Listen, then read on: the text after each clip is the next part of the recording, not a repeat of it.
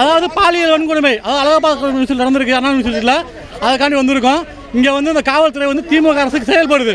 திருட்டு திமுக அரசுக்கு இந்த காவல்துறை கூலி வேலை செய்யுது.